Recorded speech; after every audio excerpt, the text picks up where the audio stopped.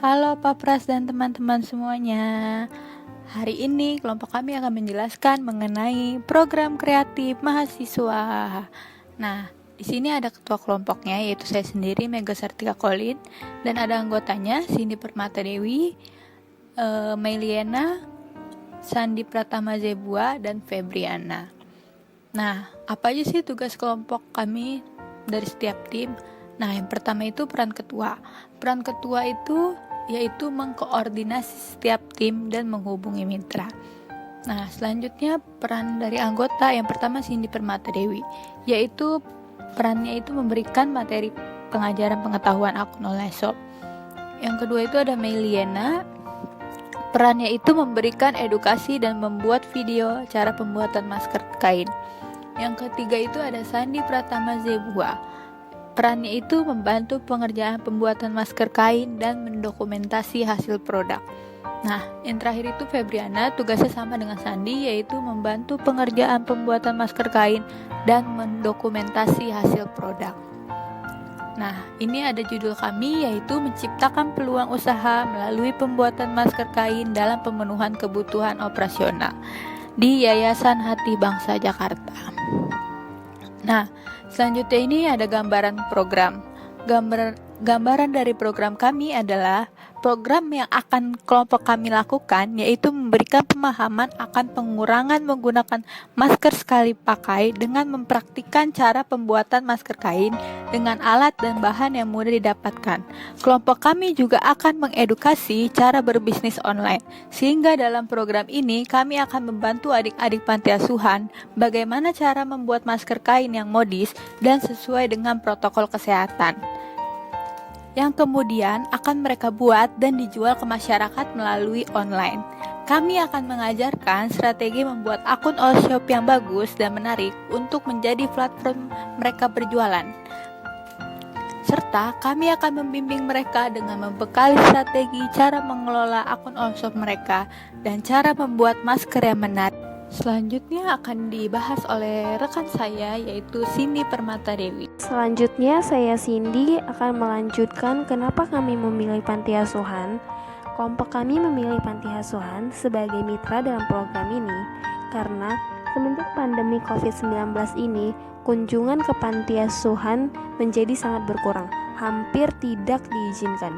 Dan juga yang seperti kita tahu, donatur yang memberikan sumbangan kepada pihak panti asuhan pada era pandemi ini menjadi menurun, sehingga maksud dan tujuan kelompok kami yaitu untuk membantu adik-adik panti asuhan memunculkan niat belajar dan pengetahuan tentang bisnis online yang saat ini mudah untuk dikelola siapa saja. Kemudian latar belakang program ini.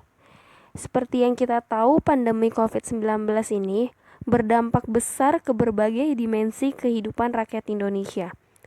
Bukan hanya dalam aspek kesehatan, namun juga masuk ke sendi kehidupan.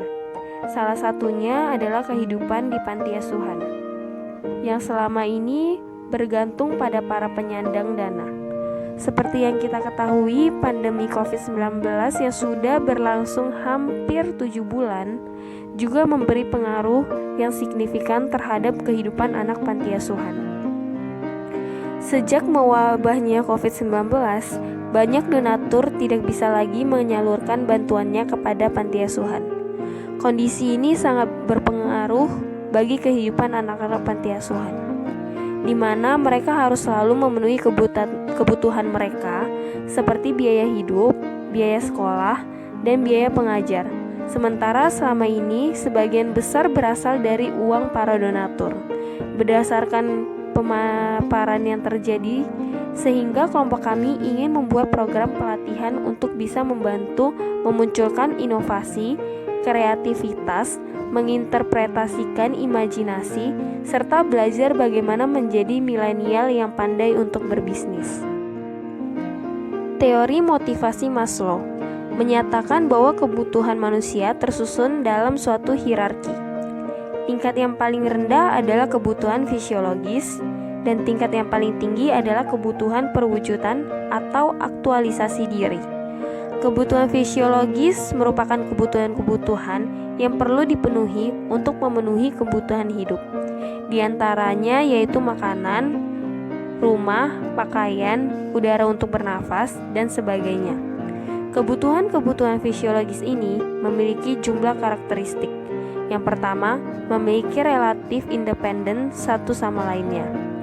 Yang kedua, dalam banyak kasus mereka dapat diidentifikasi dengan sebuah lokasi khusus di dalam tubuh. Misalnya perasaan lapar, haus yang dapat dikaitkan dengan perut. Kebutuhan perwujudan atau aktualisasi diri, kebutuhan ini merupakan kebutuhan-kebutuhan individu untuk merealisasi potensi yang ada pada dirinya secara berkelanjutan, yang berupa kemampuan, keterampilan, dan potensi optimal untuk memenuhi prestasi kerja dan sangat memuaskan atau luar biasa. Menurut pendapat Virginia Henderson, ia membagi kebutuhan dasar manusia menjadi 14 tipologi. Di antaranya, kebutuhan bernafas secara normal, kebutuhan makan dan minum secara adequate, kebutuhan eliminasi, kebutuhan bergerak dan mempertahankan posisi, kebutuhan istirahat dan tidur, kebutuhan memakai pakaian yang tepat, kebutuhan mempertahankan posisi, mempertahankan temperatur tubuh, kebutuhan untuk menjadikan tubuh bersih dan baik, kebutuhan menghindari kerusakan lingkungan atau injury, kebutuhan berkomunikasi, kebutuhan keyakinan atau kepercayaan, kebutuhan untuk bekerja, kebutuhan rekreasi dan kebutuhan belajar. Untuk memenuhi banyaknya kebutuhan dari segala jenis aspek, diperlukan kewirausahaan sebagai pemasukan pemenuhan kebutuhan.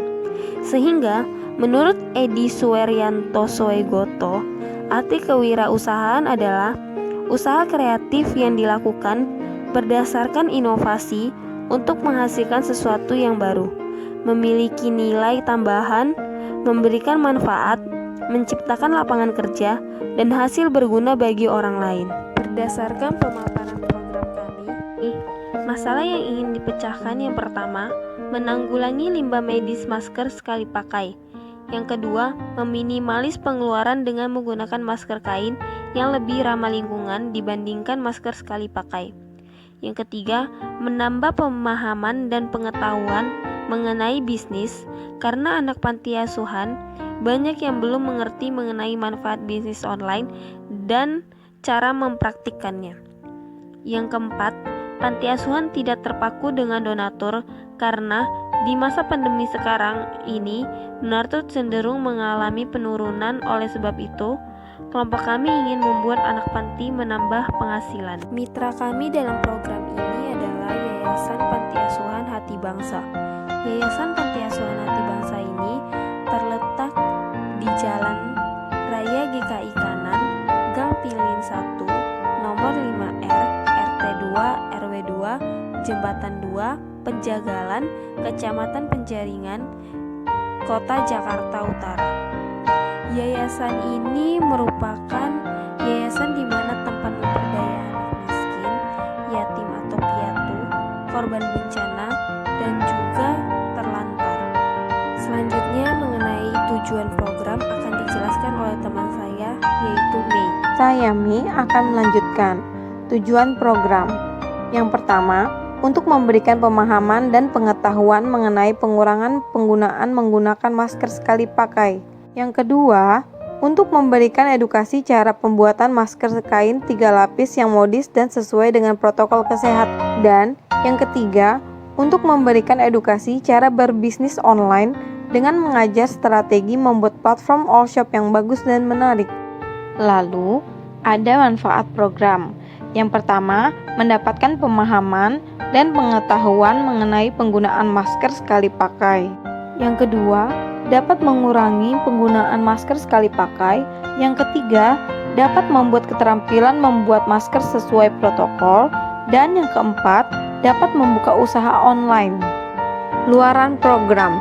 Hasil akhir yang dapat diraih dalam program ini ialah panti asuhan yang kami akan kunjungi dapat memiliki pemahaman dan pengetahuan lebih dari pentingnya pengurangan masker sekali pakai.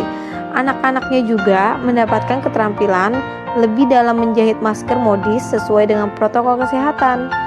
serta mereka juga dapat mempunyai keahlian kewirausahaan dalam bentuk usaha online dengan strategi membuat platform all shop yang menarik masyarakat untuk membeli masker yang mereka produksi sendiri. Adapun foto produk yang akan kami produksi dan kami ajarkan kepada anak-anak panti asuhan. Selanjutnya, metode pengerjaan. Yang pertama, pengumpulan data dan informasi mengenai mitra. Yang kedua, kunjungan ke lokasi mitra tersebut. Yang ketiga, mengedukasi mengenai penjelasan penggunaan masker dan juga menampilkan video cara pembuatan masker kain yang unik dan modis. Yang keempat, seluruh anak panti mempraktikkan pembuatan masker yang sudah diajarkan. Yang kelima, mendokumentasikan hasil pembuatan masker kain yang kemudian akan dipost ke media sosial untuk dipromosikan untuk dijual. Dan yang keenam, hasil akhirnya dari penjualan masker tersebut akan digunakan untuk keperluan sehari-hari panti asuhan tersebut. Selanjutnya, rencana pengerjaan program. Yang pertama, kami akan memberikan edukasi tentang dampak masker sekali pakai. Yang kedua, kami akan membuat keterampilan masker. Yang ketiga, kami akan memberikan pengetahuan dalam berbisnis online. Yang keempat, kami akan memberikan keahlian dalam pengolahan akun all shop yang menarik. Sekian dari kelompok kami, mohon maaf bila ada salah-salah kata dan terima kasih sudah meluangkan waktu kalian untuk menonton video dari kami. Terima kasih banyak.